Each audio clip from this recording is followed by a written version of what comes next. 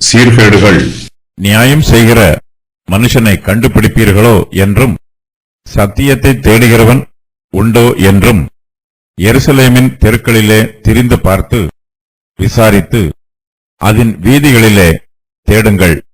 காண்பீர்களானால் அதற்கு மன்னிப்பு தருவேன். அவர்கள் கர்த்தருடைய ஜீவனைக் கொண்டு சொல்லுகிறோம் என்றாலும் பொய் ஆணையிடுகிறார்களே. கர்த்தாவே, உம்முடைய கண்கள் சத்தியத்தை அல்லவோ நோக்குகின்றது. அவர்களை அடிக்கிறீர், ஆனாலும் அவர்களுக்கு நோகாது. அவர்களை நிர்மூலமாக்குகிறீர், ஆனாலும் புத்தியை ஏற்றுக்கொள்ள மாட்டோம் என்கிறார்கள். தங்கள் முகங்களை கண்மலையை பார்க்கிலும் கெட்டியாக்கி திரும்ப மாட்டோம் என்கிறார்கள்.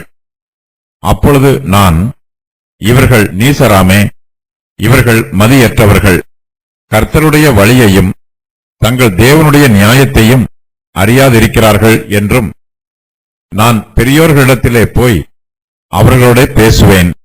அவர்கள் கர்த்தருடைய வழியையும் தங்கள் தேவனுடைய நியாயத்தையும் அறிவார்கள் என்றும் சொன்னேன். அவர்களோ ஏகமாய் நுகத்தடியை முறித்து கட்டுகளை அறுத்து போட்டார்கள். ஆகையால் காட்டிலிருந்து வரும் சிங்கம் அவர்களை கொல்லும், வனாந்திரத்திலுள்ள ஓநாய்கள் அவர்களை பீறும். சிவிங்கி அவர்கள் பட்டணங்களின் மேல் நோக்கமாயிருக்கும். அவைகளிலிருந்து புறப்படுகிறவன் எவனும் பீறப்படுவான். அவர்கள் மீறுதல்கள் பெருகி அவர்கள் சீர்கேடுகள் அதிகரித்தது. இவைகளை நான் உனக்கு மன்னிப்பது எப்படி? உன் பிள்ளைகள் என்னை விட்டுவிட்டு தெய்வம் அல்லாதவைகள் பேரில் ஆணையிடுகிறார்கள். நான் திருப்தியாக்கின அவர்கள் விபசாரம் பண்ணி வேசி வீட்டிலே கூட்டம் கூடுகிறார்கள். அவர்கள் கொழுத்த குதிரைகளைப் போல் காலமே எழும்பி அவனவன் தன் தன் அயலானுடைய பெண்ஜாதியின் பின்னாலே கனைக்கிறான். இவைகளை விசாரியாதிருப்பேனோ? இப்படிப்பட்ட ஜாதிக்கு என் ஆத்துமா நீதியை சரிக்கட்டாதிருக்குமோ என்று கர்த்தர் சொல்லுகிறார். எருசலேமிலே ஒருவன் கூட நல்லவனாய் இல்லை. எல்லோரும் பாவம் செய்து ஏகமாய் கட்டுப்போய் இருக்கிறார்கள். எல்லோரும் அநியாயம் செய்கிறார்கள். சத்தியத்தை தேடுகிறவன் ஒருவனும் இல்லை. எருசலேமிலே நியாயம் செய்கிற மனுஷனை கண்டுபிடிக்க முடியவில்லை. மாம்சமான எல்லோரும் தங்களுடைய வழிகளை தீட்டுப்படுத்தி இருக்கிறார்கள். கர்த்தர் எருசலேமை கண்ணோக்கி பார்க்கிறார். எருசலேமின் தெருக்களில் எல்லாம் திரிந்து பார்க்கிறார்.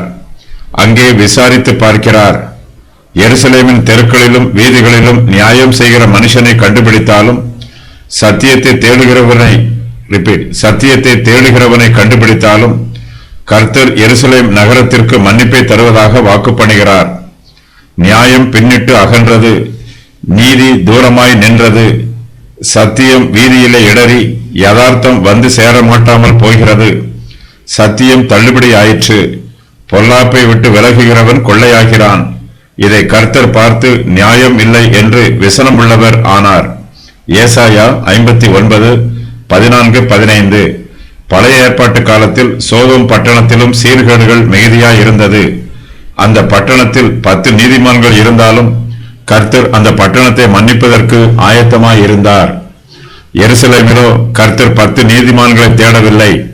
நியாயம் செய்கிற ஒரு மனுஷன் இருந்தாலும் கர்த்தர் எருசலேமுக்கு மன்னிப்பு தர ஆயத்தமாய் இருக்கிறார். ஆனால் ஒருவர் கூட இல்லை. எருசலேமின் குடிகள் பொய்யான இடுகிறார்கள். கர்த்தருடைய ஜீவனைக் கொண்டு சொல்லுகிறோம் என்று கர்த்தருடைய பெயரை பயன்படுத்துகிறார்கள். ஆனால் அவருடைய வார்த்தைகளில் உண்மை இல்லை. அவருடைய இருதயங்களில் கர்த்தருக்கு பயப்படும் பயமில்லை. அவருடைய கிரியைகளில் நியாயமில்லை. அவர்கள் சத்தியத்தை தேடவும் இல்லை. எருசலேமில் நியாயம் செய்கிற மனுஷனை கண்டுபிடிப்பீர்களோ என்று கர்த்தர் மனுஷரை பார்த்து சொல்லுகிறார். மனுஷர் தங்களுடைய கண்களை திறந்து பார்க்க வேண்டும். எருசலேமின் தெருக்களிலே திரிந்து பார்க்க வேண்டும். அதன் வீதிகளிலே தேடி பார்க்க வேண்டும். எரேமியா தீர்க்கதரிசியோ கர்த்தர் பார்க்க வேண்டும் என்று அவரிடத்தில் விண்ணப்பம் பண்ணுகிறார். கர்த்தாவே, உம்முடைய கண்கள் சத்தியத்தை அல்லவோ நோக்குகின்றது என்று எரேமியா கர்த்தரிடத்தில் சொல்லுகிறார். கர்த்தர் மனுஷனுடைய உண்மையான சுபாவத்தை பார்க்கிறார். மனுஷன் முகத்தை பார்க்கிறான். கர்த்தரோ மனுஷருடைய இருதயத்தை பார்க்கிறார்.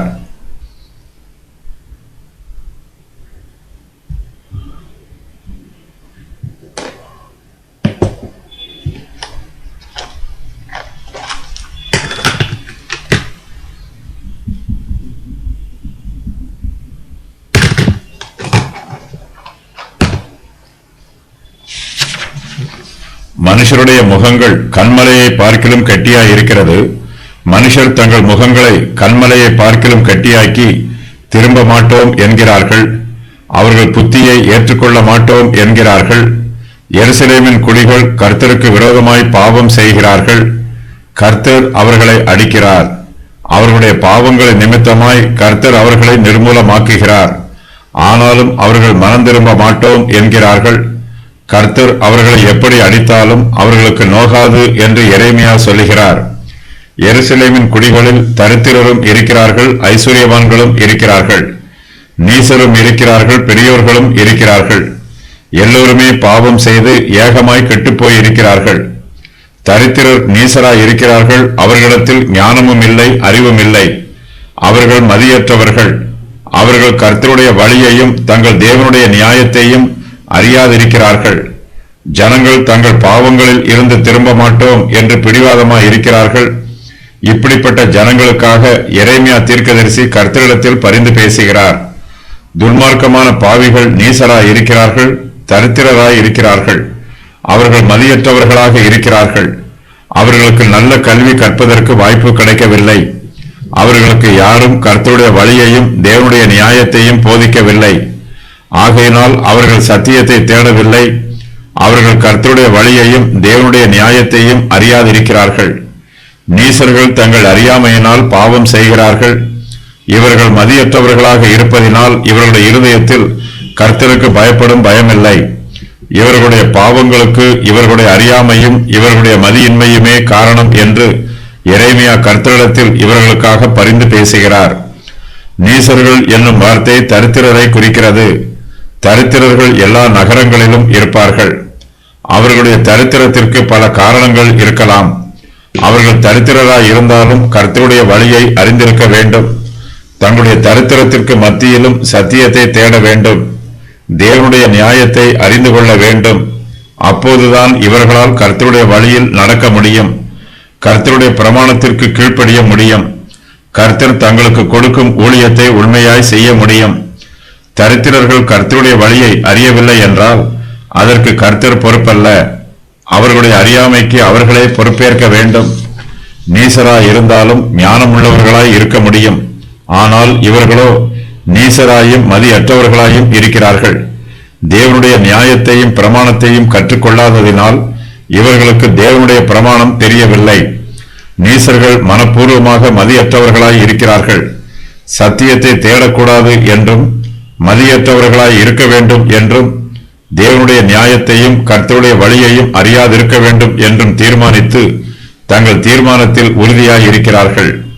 நீசராகிய தரித்திரர் மதியற்றவர்களாயும் சத்தியத்தை அறியாதவர்களாயும் இருக்கும்போது பெரியவர்களாகிய ஐஸ்வர்யவான்களோ பெருமை உள்ளவர்களாயும் துணிகரமாய் பாவம் செய்கிறவர்களாயும் இருக்கிறார்கள். இவர்கள் கர்த்தருடைய வழியையும் தங்கள் தேவனுடைய நியாயத்தையும் அறிந்திருக்கிறார்கள். ஆனாலும் பெரியோர்கள் ஏகமாய் நுகத்தடியை முறித்து கட்டுக்களை அறுத்து போடுகிறார்கள். எரேமியா தீர்க்கதரிசி நான் பெரியோர்களிடத்தில் போய் அவர்களிடத்தில் பேசுவேன் என்று சொல்லுகிறார். பெரியோர்கள் என்னும் வார்த்தை ஐஸ்வர்யவான்களை குறிக்கிறது. அவர்கள் கர்த்தருடைய வழியையும் தங்கள் தேவனுடைய நியாயத்தையும் அறிவார்கள் என்று எரேமியா கர்த்தரிடத்தில் சொல்லுகிறார். பெரியோர்களும் ஐஸ்வர்யவான்களும் கர்த்தருடைய வழியையும் தேவனுடைய நியாயத்தையும் அறிந்திருக்கிறார்கள். ஆனால் அவற்றிற்கு கீழ்ப்படிய மறுக்கிறார்கள். கர்த்தருடைய பிரமாணத்திற்கும் அவருடைய ஆளுகைக்கும் பெரியோர்கள் தங்களை உட்படுத்த மறுத்து விடுகிறார்கள். தங்களுக்கு எல்லாம் தெரியும் என்றும் தங்களுக்கு யாருடைய உபதேசமும் தேவையில்லை என்றும் துணிகரமாய் நினைக்கிறார்கள். தாங்கள் பெரியோர்களாய் இருப்பதினால் தங்களை யாரும் திருத்த வேண்டியதில்லை என்றும் திருத்தும் அளவுக்கு தங்களிடத்தில் பாவம் எதுவும் இல்லை என்றும் பெரியோர்கள் பெருமையோடு பேசுகிறார்கள். இவர்கள் மிகவும் பெரியவர்களாக இருப்பதினால் கர்த்தருடைய நுகத்தடியை தங்கள் மீது ஏற்றுக்கொள்ளாமல் அதை முறித்து போடுகிறார்கள். கட்டுகளையும் அறுத்து போடுகிறார்கள். அதை முறிக்கும் அளவுக்கு அவர்களிடத்தில் பலன் இருக்கிறது. கட்டுகளை அறுக்கும் அளவுக்கு அவர்கள் பெரியவர்களாய் இருக்கிறார்கள். நீசர்கள் அதிக பலவீனராய் இருக்கிறார்கள். பெரியோர்களோ அதிக பலமுள்ளவர்களாய் இருக்கிறார்கள். இவ்விரு பிரிவினருமே கர்த்தருடைய வார்த்தைக்கு கீழ்ப்படிவதில்லை. கர்த்தர் தங்களுக்கு கொடுத்திருக்கும் கடமைகளை பொறுப்பாய் செய்வதில்லை. கர்த்தருக்கு கீழ்ப்படியாமல் போவதற்கு ஒருவர் தன்னுடைய தரித்திரத்தை காரணமாக சொல்லுகிறார். மற்றவரோ தன்னுடைய ஐஸ்வர்யத்தை காரணமாக சொல்லுகிறார். இவர்கள் எல்லோருமே துணிகரமாய் பாவம் செய்து ஏகமாய் கெட்டுப்போய் இருக்கிறார்கள். இஸ்ரவேல் வம்சத்தாரின் பாவங்களையும் யூதா வம்சத்தாரின் பாவங்களையும் கர்த்தர் வரிசையாக சொல்லுகிறார். அவர்களுடைய பாவங்களில் சிலவற்றை இங்கு விசேஷமாய் சொல்லுகிறார். அவர்களுடைய பாவங்களும் மீறுதல்களும் அநேகமாய் இருக்கிறது. அவர்களுடைய மீறுதல்கள் பெருகி அவருடைய சீர்கேடுகள் அதிகரித்திருக்கிறது. இஸ்ரவேல் வம்சத்தாரும் யூதாவின் வம்சத்தாரும் ஆவிக்குரிய விபசாரம் பண்ணுகிறார்கள். அவர்கள் இஸ்ரவேலின் பரிசுத்தராகிய கர்த்தரை மாத்திரமே ஆராதிக்க வேண்டும். ஆனால் அவர்களோ கர்த்தருக்கு கொடுக்க வேண்டிய மகிமையை விக்கிரகங்களுக்கு கொடுக்கிறார்கள். அவர்கள் கர்த்தருடைய நாமத்தினால் ஆணையிட வேண்டும். ஆனால் அவர்களோ தெய்வம் அல்லாத விக்கிரகங்களின் பேரில் ஆணையிடுகிறார்கள். அவர்கள் விக்கிரகங்களை சேர்ந்து கொண்டு அவற்றோடு உடன்படிக்கை பண்ணுகிறார்கள். இஸ்ரவேல் வம்சத்தாரும் யூதாவின் வம்சத்தாரும் ஏகமாய் விக்கிரக ஆராதனையில் விழுந்து கிடக்கிறார்கள். அவர்கள் எல்லோரிடத்திலும் ஆவிக்குரிய விபசாரம் காணப்படுகிறது. அவர்கள் கர்த்தரை மறந்து விடுகிறார்கள். கர்த்தரை விட்டு பிரிந்து விக்கிரகங்களை பற்றிக் கொள்கிறார்கள். கர்த்தரை தூஷித்து விக்கிரகங்களை துதிக்கிறார்கள். கர்த்தரை தூஷிக்கிறவர்கள் தங்களை தாங்களே தூஷித்துக் கொள்கிறார்கள். கர்த்தரை அவமானப்படுத்துகிறவர்கள் தங்களை தாங்களே அவமானப்படுத்துகிறார்கள். தாங்கள் விக்கிரக ஆராதனை செய்வதோடு தங்கள் பிள்ளைகளையும் விக்கிரக ஆராதனையில் ஈடுபடுத்துகிறார்கள். உன் பிள்ளைகள் என்னை விட்டுவிட்டு தெய்வம் அல்லாதவைகள் பேரில் ஆணையிடுகிறார்கள் என்று கர்த்தர் சொல்லுகிறார். நான் திருப்தியாக்கின அவர்கள் விபசாரம் பண்ணி வேசி வீட்டிலே கூட்டம் குடிகிறார்கள் என்று கர்த்தர் சொல்லுகிறார். விபசாரக்காரருக்கு தங்களுடைய பாவத்தை பற்றி வெட்கமோ குற்ற உணர்வோ இல்லை. அவர்கள் தங்கள் பாவத்தை நினைத்து அவமானப்படவும் இல்லை. தங்களுடைய பாவத்தின் நிமித்தமாய் கர்த்தருடைய நியாய தீர்ப்பு தங்கள் மீது வரும் என்னும் பயமும் அவர்களிடத்தில் இல்லை. வேசி வீட்டிலே கூட்டம் கூடுவதற்காக அவர்களில் ஒருவரும் வெட்கப்படவும் இல்லை. விக்கிரக ஆராதனைக்காரரின் மாம்ச இச்சைகள் மிருகங்களின் இச்சைகளைப் போல இருக்கிறது. தங்களுடைய வேசித்தனத்தினாலும் விபசாரத்தினாலும் அவர்கள் மிருகங்களைப் போலவே மாறிவிடுகிறார்கள். அவர்கள் கொளுத்த குதிரைகளைப் போல காலமே எழும்பி அவனவன் தன் தன் அயலானுடைய பெண் ஜாதியின் பின்னாலே கனைக்கிறான் என்று கர்த்தர் சொல்லுகிறார். விபசாரக்காரர் மீதும் வேசிக்கள்ளர் மீதும் தேவனுடைய நியாய தீர்ப்பும் அவருடைய கோபமும் வருகிறது. அவர்கள் தங்கள் தேசத்தை அசுத்தப்படுத்துகிறார்கள். கர்த்தர் அவர்களுடைய பாவங்களின் நிமித்தமாய் அவர்களை தண்டிக்க வேண்டும் என்று தீர்மானிக்கிறார். ஆகையால் காட்டில் இருந்து வரும் சிங்கம் அவர்களை கொல்லும். வனாந்திரத்தில் இருந்து ஓநாய்கள் அவர்களை பீறும். சிவிங்கி அவர்கள் பட்டணங்களின் மேல் நோக்கமாய் இருக்கும் என்று கர்த்தர் சொல்லுகிறார். காட்டில் இருந்து வரும் சிங்கம் மனுஷரை கொல்லுவது போல சத்ரு அந்நிய தேசத்தில் இருந்து எருசலேமுக்கு வந்து அவர்களை கொண்டு போடுவான். வனாந்திரத்தில் உள்ள ஓநாய்கள் மனுஷரை பீறுவது போல சத்ரு அவர்களை பீறி போடுவான். காட்டில் இருந்து வரும் சிங்கமும் வனாந்திரத்தில் இருந்து வரும் ஓநாயும் இரவு வேளையிலே வரும். மிகுந்த பசியோடு வரும். தங்களுடைய கண்களில் எந்த இரை தென்பட்டாலும் அதன் மீது பாய்ந்து அதை பட்சித்து போடும். சிங்கம் ஓநாய்கள் ஆகிய காட்டு மிருகங்களைப் போலவே சிவிங்கியும் மிகவும் பயங்கரமான மிருகம். சிவிங்கி என்பது சிறுத்தை புலியை குறிக்கிற வார்த்தை. இது வேகமாக பாய்ந்து ஓடி தாக்கக்கூடியது.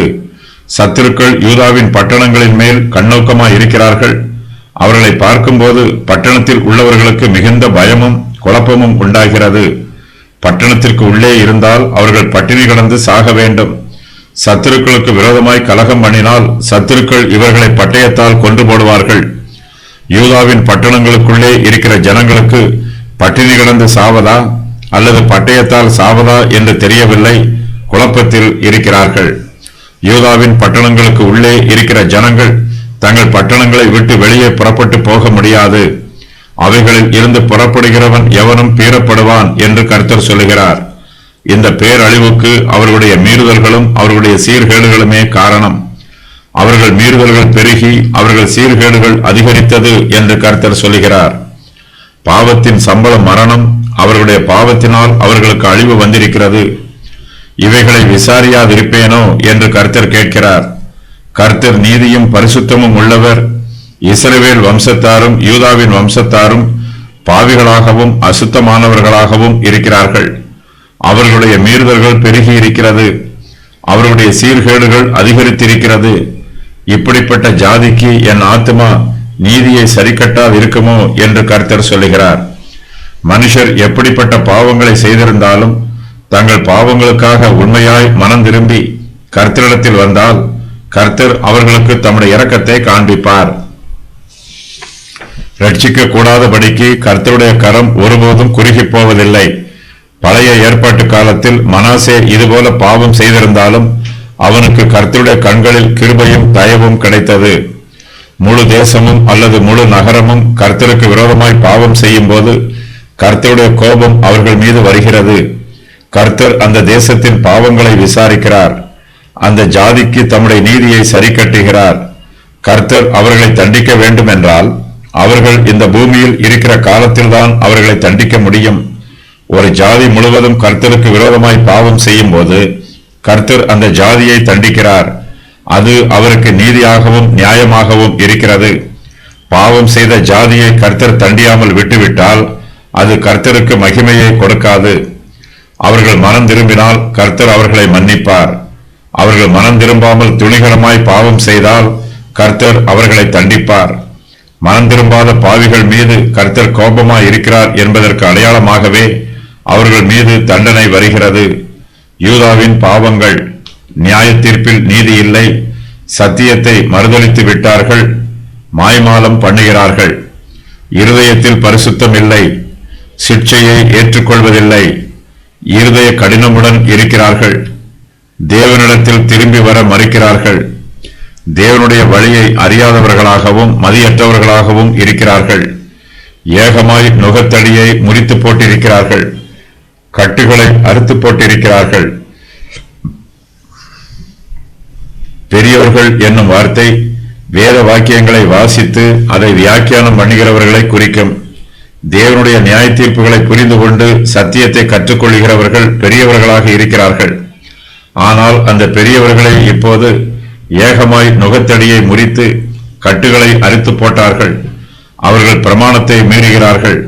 ஆகையால் காட்டில் இருந்து வரும் சிங்கம் அவர்களை கொல்லும், வனாந்திரத்தில் உள்ள ஓநாய்கள் அவர்களை பீறும் என்னும் இந்த தீர்க்க தரிசனம் நிறைவேறிற்று. இந்த தீர்க்க தரிசனத்தில் 3 விதமான நியாய தீர்ப்புகள் ஓமையாக கூறப்பட்டிருக்கிறது. சிங்கம், ஓநாய்கள், சிவிங்கி ஆகியவை ஜனங்களை அழிக்கும் மிருகங்களாக வர்ணிக்கப்பட்டிருக்கிறது.